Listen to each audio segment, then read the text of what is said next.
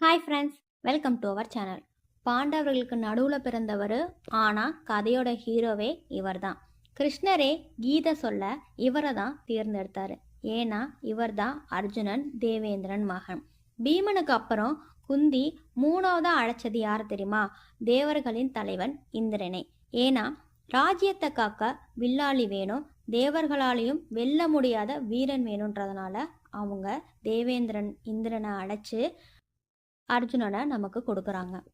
இவருடைய சிறப்புகள்: அக்னி தேவன் கொடுத்த வில் காண்டிபம், வர்ணன் கொடுத்த அம்புரா துணி. எத்தனை அம்பு எடுத்தாலும் இவர்கிட்ட அம்பு மட்டும் குறையவே குறையாது. துரோணருடைய சிறந்த சிஷ்யன் நம்மளுடைய அர்ஜுனன். குருகுலத்துல ராத்திரி சாப்பிடும்போது விளக்கெல்லாம் அணைஞ்சிடும். இருட்லையும் கையை வாய்க்கு சரியா போகுது. அப்போ இருட்லையும் நம்ம வில் பயிற்சி பண்ணா நம்மளால சரியா குறி வச்சு வில்ல விட முடியும் அப்படின்னு யோசிச்சு இருட்டு நேரிலையும் இவர் நிறைய நாள் வில் பயிற்சி செஞ்சனால தான் இவர் வில்லில் முதலாளாக இருக்கிறாரு. திரௌபதியோட சுயம்வரத்தில் யாராலையும் அடிச்சுக்க முடியாத மீன் கண்ணை அடித்து திரௌபதியை ஜெயிச்சவர் நம்மளுடைய அர்ஜுனர் மட்டும்தான். கிருஷ்ணர் சொல்கிறாரு, நீயும் நானும் நரநாராயணன் முன் ஜென்மத்திலையும் சேர்ந்தே தவம் பண்ணோம். அதனால தான் போர் முழுக்க கிருஷ்ணர் இவனுக்கு சாரதி.